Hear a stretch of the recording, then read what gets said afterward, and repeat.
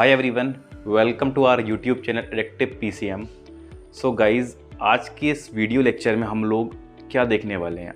आज के इस वीडियो लेक्चर में हम लोग लेक्चर नंबर 2 को आगे कंटिन्यू करेंगे। हमने स्ट्रक्चर ऑफ एटम का लेक्चर नंबर 1 देखा, उसमें हमने उसके बाद आप लोगों को स्टडी मटेरियल मिला, उसके बाद आपकी जो डीपीपी थी उसका मैंने वीडियो सॉल्यूशन आपको प्रोवाइड कराया। अगर आपने पहले वो नहीं किया है तो पहले उसको जाके अटेंड करिए, लेक्चर नंबर 1 और उसका मटेरियल वो करिए, फिर उसकी वीडियो सॉल्यूशन। अगर क्वेश्चंस नहीं हो पा रहे हैं तो उसको जाके देखिए, नीचे डिस्क्रिप्शन बॉक्स में लिंक दे रखा होगा। मेनली आज हम लोगों का फोकस होने वाला है इलेक्ट्रॉनिक कॉन्फ़िगरेशन में, मतलब जो इलेक्ट्रॉन्स होते हैं वो ऑर्बिटल्स में किस तरीके से भर जाते हैं, तो जो उनके लिए रूल्स दिए गए हैं आज उसके रूल्स पर भी चर्चा करेंगे।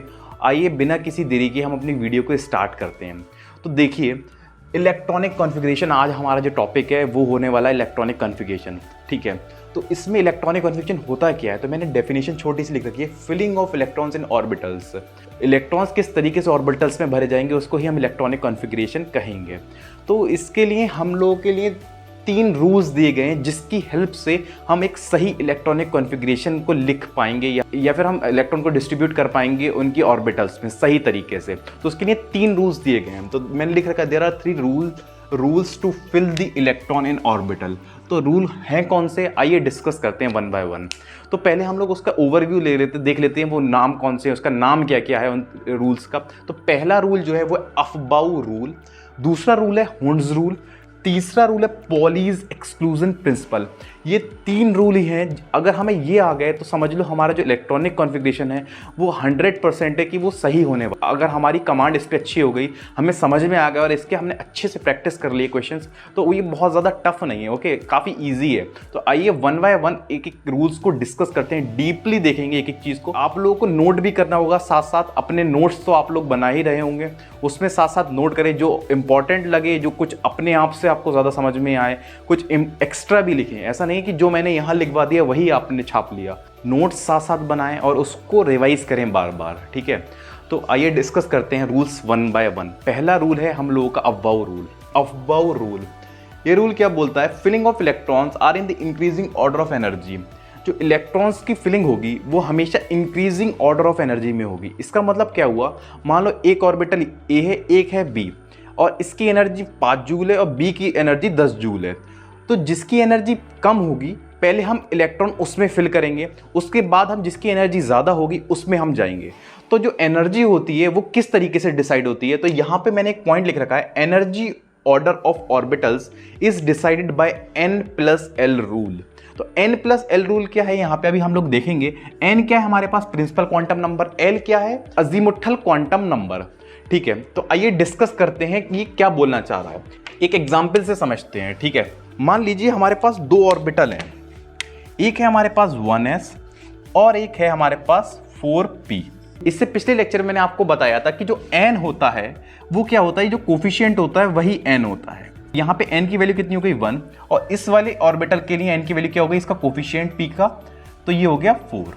अब यहाँ पे पिछले लेक्चर में मैंने ये भी डिस्कस किया था कि जो s p d f orbital होती हैं उसके लिए l की वैल्यू कितनी होती है, 0 1 2 3। ये चीज़ मैंने डिस्कस कर चुका हूँ मैं पिछले लेक्चर में। ठीक है, तो आप ये देखिए यहाँ पे s ऑर्बिटल है तो इसके लिए जो l की वैल्यू होगी कितनी है, इसके करस्पॉन्डिंग 0, और p ऑर्बिटल तो p के करस्पॉन्डिंग कितनी है l की वैल्यू, ये हो गई 1। अब यहाँ पे हमें n+l का सम निकालना पड़ेगा। तो यहाँ पे n+l निकालेंगे तो 1 + 0 1 हो गया, यहाँ n+l निकालेंगे तो ये हो गया 4 + 1 5। n+l की वैल्यू निकाल ली, तो जिसकी n+l वैल्यू कम होगी पहले इलेक्ट्रॉन उसमें जाएगा। इसका मतलब ये हुआ कि इलेक्ट्रॉन जो है वो सबसे पहले यहाँ फिल होगा, उसके बाद वो 4p में जाएगा। मैंने यही बोला कि जो इलेक्ट्रॉन्स की फिलिंग होगी वो हमेशा इंक्रीजिंग ऑर्डर ऑफ एनर्जी के हिसाब से होगी। एक इंपॉर्टेंट पॉइंट डिस्कस करते हैं, आप अपनी कॉपी में नोट डाल के लिखिएगा। अगर मान लो n+l की वैल्यू सेम हो जाए तो हम इलेक्ट्रॉन की किस तरीके से फिलिंग करेंगे? मतलब एक ऐसी भी तो पॉसिबिलिटी हो सकती है ना कि n+l की जो वैल्यू आएगी वो 2 ऑर्बिटल्स के लिए सेम हो जाए, तो हम किस तरीके से इलेक्ट्रॉन्स की फिलिंग करेंगे? तो उसके लिए ये एक एक्सेप्शन केस है। तो यहाँ पे मैंने लिख रखा है, if n+ value are same then one having higher value of n have more energy. अगर n+l की वैल्यू सेम हो गई तो जो ऑर्बिटल होगी जिसकी n की वैल्यू ज़्यादा होगी उसकी एनर्जी भी ज़्यादा होगी। इसको भी हम एग्जाम्पल के थ्रू डिस्कस कर लेते हैं। मान लो एक ऑर्बिटल है हमारे पास 4s और दूसरी है हमारे पास 3p। ध्यान से देखिएगा, तो यहाँ पे अगर मैं n की वैल्यू देखूँ इस ऑर्बिटल के लिए, तो n की वैल्यू क्या होगी, कोफिशिएंट इसका 4, और s के लिए क्या होती है 0, l की वैल्यू। अब यहाँ पे n की वैल्यू कितनी हो गई 3, और l की वैल्यू p के लिए कितनी हो गई 1। अगर मैं n प्लस l की वैल्यू निकालूं तो ये कितनी आएगी 4, और यहाँ पे भी आ गई n plus L is equal to 4। तो ये देखो यहाँ पे भी n प्लस एल और यहाँ पे भी n प्लस एल की जो वैल्यू है वो सेम है। तो हम इलेक्ट्रॉन्स को किस तरीके से फिल करें, ये देखो जिसका प्रिंसिपल क्वांटम नंबर ज्यादा होगा उसकी एनर्जी ज्यादा होगी। तो इसका प्रिंसिपल क्वांटम नंबर 4 है और इसका प्रिंसिपल क्वांटम नंबर 3 है, तो एनर्जी किसकी ज्यादा होगा ये। तो इलेक्ट्रॉन्स पहले किस में आना चाहेगा, पहले इसमें आना चाहेगा। हमने ये पढ़ा था कि जो फिलिंग होगी इलेक्ट्रॉन्स की वो इंक्रीजिंग ऑर्डर ऑफ एनर्जी की होगी, मतलब ये एनर्जी ज्यादा है और ये एनर्जी कम है, तो पहले इलेक्ट्रॉन 3p में आएगा फिर 4s में आएगा।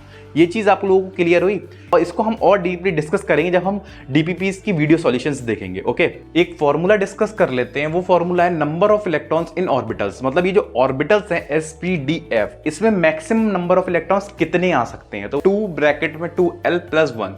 तो यहां पे हमें पता है कि sp,d,f ऑर्बिटल के लिए जो l की वैल्यू होती है ऐसे करस्पॉन्डिंग 1, p के लिए 1, d के लिए 2, f के लिए 3।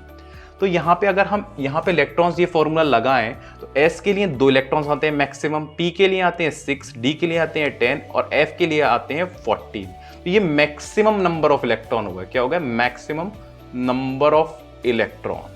इतने इलेक्ट्रॉन्स आ सकते हैं, s में मैक्सिमम 2 आ सकते हैं, p में 6 आ सकते हैं, d में 10 आ सकते हैं, f में 14 आ सकते हैं। ये फॉर्मूला अपनी कॉपी में राइट डाउन कर लीजिए और ये याद रखिएगा, ये काम में आएगा। अब हम लोग देखते हैं एनर्जी डायग्राम। एनर्जी डायग्राम क्या है, यहाँ पे जो ऑर्बिटल्स होगी उसमें इलेक्ट्रॉन्स किस तरीके से फिल करेंगे, तो उसको याद रखने का ये एनर्जी फ्लो है, एनर्जी ट्री डायग्राम बोल सकते हैं। पहले जो इलेक्ट्रॉन आना चाहेगा वो 1s ऑर्बिटल में आना चाहेगा, फिर 2s में, फिर 2p में, फिर 3s में, फिर 3p में, फिर 4s में, फिर 3d में, फिर इस तरीके से। ये जो एरो दिख रहा है इसको याद करने का क्या तरीका है, ये तो सीक्वेंस आपको याद रखना पड़ेगा। इसको 3 से 4 बार कॉपी में लिखिए, प्रैक्टिस करिए, तो ये याद हो जाएगा। ये मेरे को भी याद है, ऐसा नहीं है कि मैंने देख के लिखा हो, तो ये आप प्रैक्टिस करिए, अपने आप याद हो जाएगा। और ये जो एरो का ध्यान खास रखना है हमें, ये जो एरो है टुवर्ड्स मोर इंक्रीजिंग एनर्जी की तरफ जा रहे हैं, मतलब 1s के बाद 2s की एनर्जी सबसे ज्यादा, फिर 2p और 3s में किसकी ज्यादा, फिर 2p फिर 3s की, 2p फिर 3s की, फिर 3p फिर 4s की एनर्जी ज्यादा, फिर 3d फिर 4p फिर 5s। अगर आप इसमें किसी भी 2 ऑर्बिटल को लेंगे या 3 ऑर्बिटल को लेंगे और n plus L value rule लगाएंगे तो वो सारे वैलिड होंगे। मतलब ये जो ऑर्बिटल्स है, ये जो एनर्जी ट्री डायग्राम है, ये n प्लस एल की वैल्यू के अकॉर्डिंग ही बना है। मतलब पहले n प्लस एल की वैल्यू जो होगी 1s के लिए वो सबसे कम, फिर 2s के लिए ज्यादा, उससे फिर 2p के लिए उससे ज्यादा, फिर 3s के लिए। इस तरीके से ये डिजाइन करा गया है। तो इस चीज को आप याद रखें, ये बहुत ज्यादा हेल्पफुल होगा जब हम इलेक्ट्रॉनिक कॉन्फ़िगरेशन लिख रहे होंगे। नेक्स्ट रूल को डिस्कस करने से पहले हम एक और चीज जान लेते हैं जो हमारे काम में आएगी, तो वो ये है कि नंबर ऑफ ऑर्बिटल्स का क्या फॉर्मूला होता है। तो नंबर ऑफ ऑर्बिटल्स का फॉर्मूला होता है 2l + 1। l क्या है, वही हमारा अजीमुथल क्वांटम नंबर। तो अगर हम देखें sp,d,f के लिए क्वांटम नंबर l की वैल्यू क्या होती है 0, 1, 2, 3। तो ऑर्बिटल्स, नंबर ऑफ ऑर्बिटल्स का जब हम फॉर्मूला लगाएंगे, यहाँ पे पुट करेंगे इनकी वैल्यू, तो ये s के लिए 1 आएंगे ऑर्बिटल, p के लिए 3 ऑर्बिटल, d के लिए 5 ऑर्बिटल, f के लिए 14 ऑर्बिटल। ठीक है, तो ये हमें याद रखना, फॉर्मूला याद रखना है, और ये याद रखना है कि कितनी ऑर्बिटल्स किसकी होती हैं, s के लिए कितनी ऑर्बिटल होती है, p के लिए, d के लिए, f के लिए। और रिप्रेजेंटेशन किस तरीके का होता है, मतलब जो ऑर्बिटल्स होंगी अगर हम उसको एक पन्ने पे दिखाना चाहें तो किस तरीके से दिखाएंगे, तो वो स्क्वायर बॉक्स के थ्रू दिखाते हैं। ये रहा रिप्रेजेंटेशन। s के लिए देखो कितनी है, ये 1, तो ऑर्बिटल किस तरीके की होगी, ये हो गई ऑर्बिटल। p के लिए क्या इतनी आई है 3, ये लो इस तरीके से लो, ये 3 स्क्वायर बॉक्स। d के लिए कितनी होगी, देखो ये रही हम लोगों के पास d के लिए इस तरीके से 1, 2, 3, 4, 5। f के लिए कितनी आई 7, तो यहाँ पे 7 बॉक्स, 1, 2, 3, 4, 5, 6, 3, 3, 6, 7। तो ये इस तरीके से हो गया इनका डिजाइन। ठीक है, अब ये चीज हमारे आगे रूल्स में काम आने वाली है। आइए रूल नंबर 2 को डिस्कस करते हैं। तो रूल नंबर 2 है पॉलीज एक्सक्लूजन प्रिंसिपल। तो ये क्या बोलता है, no 2 electron have same set of 4 quantum number. इसका मतलब क्या हुआ कि कोई भी 2 इलेक्ट्रॉन होंगे तो उनके जो क्वांटम नंबर होंगे, 4 क्वांटम नंबर होंगे, तो उनकी जो चारों की वैल्यू होगी वो सेम नहीं होगी कभी भी। एग्जाम्पल के थ्रू समझते हैं। मान लो एक ऑर्बिटल है, उसके अंदर एक इलेक्ट्रॉन इस तरीके से, एक इलेक्ट्रॉन इस तरीके से है। तो एक ये वाला जो इलेक्ट्रॉन होगा और ये वाला जो इलेक्ट्रॉन होगा, इसके लिए जो n, l, m की वैल्यू होगी, और s के लिए, इसके लिए भी होगी n, l, m और s। तो इन दोनों की जो चारों की चारों एक ना एक वैल्यू जो होगी वो हमेशा डिफरेंट होगी। यहाँ क्या है, एन एल एम जो है वो सेम है, पर जो स्पिन है, स्पिन की एक की प्लस हाफ होगी, एक की माइनस हाफ होगी। रूल हमें ये बोलता है जो दो इलेक्ट्रॉन्स होंगे उनकी कभी भी सेम वैल्यू नहीं होगी सारे क्वांटम नंबर्स की, एक ना एक तो डिफर होगी। जैसे यहाँ पे जो है एस की वैल्यू डिफर है। आइए देखते हैं कुछ चीज़ें जो कि पॉलीज एक्सक्लूजन प्रिंसिपल को नहीं फॉलो करती हैं, जो कि अलाउ नहीं है। मान लो एक इस तरीके से है, इस तरीके से है इलेक्ट्रॉन, तो यहाँ पे देखो कौन सा लॉ वायलेट हो रहा है, पॉलीज एक्सक्लूजन प्रिंसिपल।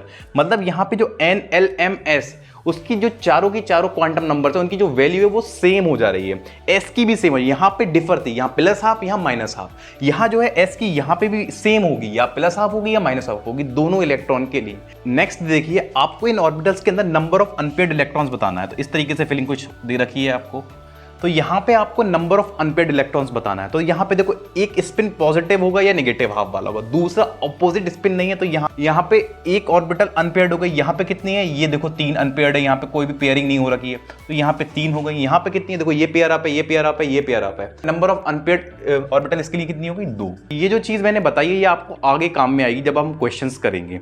तो मैं हल्के हल्के सारी चीजें आपको, छोटी छोटी चीजें, वो सारी चीजें बता रहा हूँ ताकि आपसे जब एग्जाम टाइम में क्वेश्चन आए ना तो वो ऐसा ना हो, पढ़ा ना हो मेरे से। ठीक है, अगर आप मेरे चैनल को फॉलो कर रहे हो तो प्लीज, जो मैंने मटेरियल खुद से डिजाइन किया है, ऐसा नहीं वो मैंने किसी कोचिंग का डायरेक्ट उठा के दिया है। सारे रिसोर्सेज को कंपाइल करके काफी टाइम लगा है उसको बनाने में। एक डीपीपी को बनाने में मिनिमम 2 घंटे लगते हैं। उसको मैं खुद से टाइप करता हूँ, सारी चीजें, फॉन्ट कैसा होगा, पीछे का बैकग्राउंड कैसा होगा, कलर लाइट तो नहीं हो, तो आपको इतनी सारी चीजें इतनी आसानी से मिल रही है ना, मतलब एकदम थाली में परोस के दे रहा हूं मैं आपको, बस आपको खाना है डायरेक्ट। आइए नेक्स्ट और जो कि लास्ट रूल है हमारा, हॉर्न्स रूल। तो ये क्या बोलता है, pairing of electrons can not be done until all orbitals of same energy degenerate are singly filled first with parallel spin. ये रूल क्या बोलता है, इलेक्ट्रॉन्स की पेयरिंग हम तब तक नहीं करेंगे जब तक जो ऑर्बिटल्स हैं सेम एनर्जी, उसके लिए एक टेक्निकल टर्म यूज करा जाता है, जिनकी एनर्जी सेम होती है उन ऑर्बिटल्स के लिए, उसको बोला जाता है डीजेनरेट ऑर्बिटल्स। मतलब वो ऑर्बिटल्स जिनकी एनर्जी सेम होगी। मतलब इलेक्ट्रॉन की पेयरिंग तब तक नहीं होगी सेम एनर्जी की ऑर्बिटल्स में जब तक सारी ऑर्बिटल्स जो होंगी वो सिंगली फिल्ड नहीं हो जाएंगी विद पैरेलल स्पिन। सिंगली मतलब पहले हम उसको सिंगल इलेक्ट्रॉन देंगे, विद पैरेलल स्पिन का मतलब क्या हुआ, या तो स्पिन सारी ऑर्बिटल्स का ऐसा हो या फिर ऐसा हो। इस रूल को भी हम एग्जांपल के थ्रू समझेंगे। मान लो एक p ऑर्बिटल है जिसके अंदर चार हमें भरना है, मान लो p4 है। देखो यहाँ पे p ऑर्बिटल इस तरीके की होती है, हमारे पास 3 होती हैं ऑर्बिटल p में। तो ये देखो ये px होगी, ये हमारा पास py pz, ये तो हम आगे डिस्कस करेंगे तीनों की। पर यहाँ पे इलेक्ट्रॉन्स की फिलिंग किस तरीके से करेंगे, या तो हम पहले सारे इलेक्ट्रॉन्स को इस तरीके से भर दें विद पैरेलल स्पिन, उसके बाद कोई सी भी कहीं पे भी हम पेयरिंग कर सकते हैं। इलेक्ट्रॉन्स की पेयरिंग तब तक नहीं होगी जब तक सारे ऑर्बिटल्स सेम एनर्जी, देखो px py pz, इनकी जो एनर्जी है वो सबकी सेम है। उसके बाद हम पेयरिंग कर सकते हैं, या तो हम इलेक्ट्रॉन को यहाँ पे भी फिल कर सकते हैं, या फिर हम यहाँ पे भी फिल कर सकते हैं पहले, उसके बाद यहाँ पे भी कर सकते हैं। ये सब अलाउ है, समझ में आ गया। और इसके लिए दूसरा क्या पॉसिबल है, इसी का बिल्कुल वेरिएशन। p4 है, इसको हम किस तरीके से और कर सकते हैं, मान लो 3 ये रहे हमारे पास ऑर्बिटल्स, तो पहले इलेक्ट्रॉन हमने जो लिया ऐसा था, फिर ऐसा इलेक्ट्रॉन, फिर ऐसा। अब हम पेयरिंग, मैंने क्या बोला है, डीजेनरेट ऑर्बिटल को विद पैरेलल स्पिन फिल करेंगे। मतलब स्पिन या तो इस जैसा हो या फिर इस जैसा हो। तो इस वाला पहले वाले का केस ये हो गया, दूसरे वाले का मैं केस डिस्कस कर रहा हूं। अब इलेक्ट्रॉन की फिलिंग कहां कर सकते हैं, यहाँ पे भी कर सकते हैं, यहाँ पे भी कर सकते हैं, यहाँ पे भी कर सकते हैं। मतलब पेयरिंग तब तक नहीं करेंगे जब तक सारी degenerate orbital with parallel spin नहीं भर जाएंगी, सिंगली फिल्ड जो होंगी। तो देखो यहाँ पे भी आ सकता है, देखो ये मैंने फिल कर दिया, ये भी सही है, यहाँ कर दूंगा तब भी सही होगा, यहाँ कर दूंगा तब भी सही होगा। तो अब हम कुछ चीजें देखेंगे जो कि हमारे हॉर्न्स रूल के अकॉर्डिंग सही नहीं है। मैं यहाँ पे फिलिंग कर रहा हूँ इलेक्ट्रॉन्स की, आपको वीडियो पॉज करके सोचना होगा कि ये हॉर्न्स रूल को फॉलो कर रहा है या नहीं कर रहा है। तो देखिए, पहला देखिए, इलेक्ट्रॉन को मैंने ऐसे फिल किया, ये रहा, तो बताओ सही है या नहीं सही है। तो देखो हॉर्न्स रूल क्या बोलता है, पेयरिंग तब तक नहीं करेंगे जब तक सारी degenerate orbital same parallel spin के साथ होंगी। पैरेलल स्पिन या तो ऐसा हो या तो ऐसा हो, सही है ये वाला। अब नेक्स्ट बताइए, ये भी सही है। और नेक्स्ट देखिए, बताओ सही है या नहीं सही है, ये भी सही है। देखो पहले इसको, यहाँ पे मैंने पेयरिंग की बात हुई है, पेयरिंग थोड़ी नहीं करी है मैंने। यहाँ पे मैंने एक इलेक्ट्रॉन यहाँ दिया, ये इलेक्ट्रॉन यहाँ दिया, ये भी डीजेनरेट ऑर्बिटल, ये भी डीजेनरेट, फिर उसके बाद नेक्स्ट जो और इलेक्ट्रॉन आएगा यहाँ आएगा, वो भी इस स्पिन के साथ। अब एक और बताओ, यहाँ पे आप ये देखो, ये रहा और ये रहा, बताओ सही है या गलत है? ये गलत हो गया, क्योंकि मैंने बोला है कि पैरेलल स्पिन मतलब सेम, पैरेलल का मतलब हो गया सेम स्पिन, पैरेलल का मतलब हो गया यहाँ पे सेम स्पिन होना चाहिए। नेक्स्ट देखो ज़रा ध्यान से कि एक ऐसा रहा इलेक्ट्रॉन, एक ऐसा रहा, और उसके बाद मैंने पेयरिंग कर दी। बताओ सही है गलत है? गलत है, क्योंकि यहाँ पे पेयरिंग तब तक नहीं करेंगे जब तक यहाँ पे ऑर्बिटल है उसमें जो इलेक्ट्रॉन है वो इस स्पिन का होना चाहिए। ये गलत हो गया हमारे पास। अब नेक्स्ट देखो, ये रहा, ये रहा और ये रहा। बताओ, देखो सिंगल तो है यहाँ पे, पर ये वाला जो ऑर्बिटल है, ये वाली जो ऑर्बिटल है, इसमें जो इलेक्ट्रॉन की फिलिंग है वो देखो अलग स्पिन की है, मैंने पैरेलल स्पिन बोला है। सब देखो सिंगली फिल्ड है, सारी फिल्ड है, पेयरिंग नहीं हुई है, पर ये जो पैरेलल स्पिन वाला जो रूल है, ये चीज़ यहाँ पे गड़बड़ हो रही है, तो ये अलाउ नहीं कर रहा है। इसको हमने बहुत ज़्यादा डीपली डिस्कस कर लिया है। अब जो आपकी डीपीपीज में जो क्वेश्चंस दी हुई हैं वो आप ट्राई करिएगा, बहुत ज़्यादा चांसेस है कि ऑलमोस्ट सारे क्वेश्चंस आपसे हो जाएंगे जो आपके डीपीपी में दिए हुए हैं। डीपीपी नंबर 2 ट्राई करिएगा पूरी, उसके बाद वीडियो सॉल्यूशंस तो आपको मिलेंगे। वीडियो सॉल्यूशन का बस थोड़ी सी हेल्प लिया करिए, मतलब ऐसा नहीं है कि आपको वीडियो सॉल्यूशन दे दिए गए तो इसका मतलब ये नहीं कि आप वीडियो फौरन देख लें, पूरे शिद्दत से ट्राई करें। अगर नहीं हो रहा है, बाय चांस आपने एक बार ट्राई करा, 2 बार ट्राई करा, उसके बाद भी नहीं हो पा रहा है, तब आप जाके वीडियो सॉल्यूशन को रेफर करें। ऐसा नहीं है, वो तो मैंने बना दिए ताकि सारी चीज़ें उसमें भी डिस्कस हो जाएं। जैसे ही आपको कोई वीडियो लेक्चर मिलता है, उस टॉपिक को आप जब पढ़ते हैं या उसका मटेरियल अटेम्प्ट करने से पहले आप एनसीईआरटी को गो थ्रू करा करिए। जो मैंने बताया है वो आज तीनों के तीनों रूल्स आप एनसीईआरटी में देखेंगे, उसके एग्जाम्पल्स देखेंगे, तो आपको और ज़्यादा क्लियरिटी होगी इस कंसेप्ट पे। आइए इलेक्ट्रॉनिक कॉन्फ़िगरेशन को थोड़ा सा और एक्सप्लोर करते हैं। देखिए, मान लीजिए हमारे पास कोई भी एलिमेंट दे रखा है, तो पहली बात तो आपको सारे एलिमेंट्स के एटॉमिक नंबर, 118 एलिमेंट्स हैं, उनके सारे के एटॉमिक नंबर्स आपको पता होना चाहिए, क्योंकि आप एक कंपटीशन की तैयारी कर रहे हैं। वहां पे ऐसा नहीं है कोई पर्टिकुलर एलिमेंट का आपको पता होना चाहिए, पूरी पीरियोडिक टेबल में जितने भी एलिमेंट्स दे रखे हैं सबका पता होना चाहिए एटॉमिक नंबर। और इसके लिए मैंने वीडियो भी बनाई है, आई बटन में लिंक आ रहा होगा, उस वीडियो को जाके देखिए। मैंने पूरी पीरियोडिक टेबल को बहुत अच्छे से और ट्रिक्स से कवर किया है। आप उसको जब वो वीडियो देखने के बाद ट्राई करें, लिख के देखें उसको, पीरियोडिक टेबल अपने आप याद हो जाएगी। एक एलिमेंट है जिसका एटॉमिक नंबर 9 है, तो वो एलिमेंट है कौन सा? फ्लोरीन हो गया। तो हमें इसका इलेक्ट्रॉनिक कॉन्फ़िगरेशन लिखना है, किस तरीके से लिखेंगे? तो देखो यहाँ पे क्या होता है, जब मैंने ट्री डायग्राम बताया था तो पहले 1s आता था, फिर 2s आता था, फिर 1s2, 2s2, फिर 2p6, इस तरीके से हम लोग इसकी इलेक्ट्रॉनिक कॉन्फ़िगरेशन। यहाँ पे 9 एटॉमिक नंबर का एक एलिमेंट है, उसको हमें इलेक्ट्रॉनिक कॉन्फ़िगरेशन में लिखना है, तो ये चीज़ हमें आनी चाहिए सारे एलिमेंट्स की। तो क्या होगा, पहले 1s होगा, फिर 2s होगा, फिर 2p होगा। तो ये देखो 1s में कितने मैक्सिमम आ सकते हैं? 2 भर दो पहले, 1s में ही पहला जाएगा। फिर 2s में कितने आ सकते हैं? s ऑर्बिटल है, यहाँ 2 आ सकते हैं। p में कितने आ सकते हैं? 6 आ सकते हैं। पर हमारे पास 6 इलेक्ट्रॉन्स, अगर मैं यहाँ 4, ये 4 अगर 6 यहाँ कर दूं तो ये एटॉमिक नंबर 10 होना चाहिए था, तब सही होता। तो यहाँ पे 9 है, तो p में 6 आ सकते हैं या 6 से कम आ सकते हैं, 6 मैक्सिमम है, ठीक है। तो यहाँ पे 5 हो गया। तो इस तरीके 1s2, 2s2, 2p5। अगर मान लो 18 दे रखा है कि, तो उसको किस तरीके से लिखेंगे? 1s2, 2s2, 2p6, 3s2, 3p6। अगर मान लो 21 दे रखा है तो किस तरीके से लिखेंगे? 1s2, 2s2, 2p6, 3s2, 3p6, 3d3। तो इस तरीके से हमें पता होना चाहिए। तो ये जो पूरी पीरियोडिक टेबल है उसमें सिर्फ 2 एलिमेंट है जहां पे एक्सेप्शन आएगा। अगर हमें वो सारे रूल्स पता हैं तीनों, तो हम इस तरीके से कर सकते हैं। ये सारी चीज़ें मैं आपको पढ़ा चुका हूँ, ठीक है। मैं यहाँ पे अब डिस्कस करने वाला हूँ जो कि है एक्सेप्शंस। एक्सेप्शंस हमें बहुत ज़रूरी होते हैं, जो हमें पता होने चाहिए। एक्सेप्शंस डिस्कस करने से पहले मैं आपको एक पॉइंट बताता हूँ जो कि बहुत ज़्यादा इंपॉर्टेंट है। वो पॉइंट देखिए, half filled and full filled are most stable. Filled orbitals होती हैं और जो फुल फिल्ड ऑर्बिटल्स होती हैं वो सबसे ज़्यादा स्टेबल होती है। मतलब मान लो कोई भी एक ऑर्बिटल है, उसमें x इलेक्ट्रॉन आते हैं, ठीक है, वो मैक्सिमम है, तो वो सबसे ज्यादा स्टेबल होगी। और अगर x/2 आते हैं तो वो भी सबसे ज्यादा स्टेबल होगी। तो सिमिलरली इस तरीके से यहाँ पे s में कितने आते हैं इलेक्ट्रॉन? 2 आते हैं, तो ये भी सबसे ज्यादा स्टेबल और ये भी सबसे ज्यादा स्टेबल। तो ये चीज मैंने डिस्कस कर ली कि हाफ फील्ड, तो ये दोनों जो हैं वो सबसे ज्यादा मोस्ट स्टेबल कॉन्फ़िगरेशन में आएंगे। इस पे बेस में 2 एक्सेप्शन डिस्कस करने वाला हूँ। तो एक्सेप्शन नंबर 1 जो है वो है 24 एटॉमिक नंबर। 24 एटॉमिक नंबर किसका होता है? हमारा क्रोमियम का। तो अगर इसका electronic configuration, general electronic configuration लिखने की कोशिश करूं, किस तरीके का होना चाहिए आपके हिसाब से? तो होना चाहिए 1s2, 2s2, 2p6, 3s2 और 3p6 4s2 3d4। तो इस तरीके का होना चाहिए, पर ऐसा नहीं होता है। वही हमारा कंसेप्ट कि हाफ फील्ड और फुल फील्ड सबसे ज्यादा स्टेबल होता है। यहाँ पे s में 2 इलेक्ट्रॉन है, ये फुल फील्ड है और ये हाफ फील्ड है। अगर मैं इन दोनों को हाफ फील्ड कर दूं तो ये वाली जो आउटर मोस्ट ऑर्बिटल्स हैं ये दोनों ही बहुत ज्यादा स्टेबल हो जाएगी। ये भी हाफ फील्ड हो जाएगी, ये भी हाफ फील्ड हो जाएगी। तो एक इलेक्ट्रॉन इसमें इधर कर दो, इसकी करेक्ट कन्फिग्रेशन क्या रहेगी, यहां से लेके यहां तक तो सेम रहेगा। ये क्या हो जाएगा 4s1 और 3d5, ये इसकी करेक्ट कन्फिग्रेशन है जो इसकी होती है। नेक्स्ट एक्सेप्शन है कॉपर, जो कि 29 एटॉमिक नंबर का होता है। तो अगर इसका हम लोग लिखें किस तरीके से आपके हिसाब से होना चाहिए, 1s2 2s2 2p6 3s2 3p6 4s2 3d9, यही तो होना चाहिए था।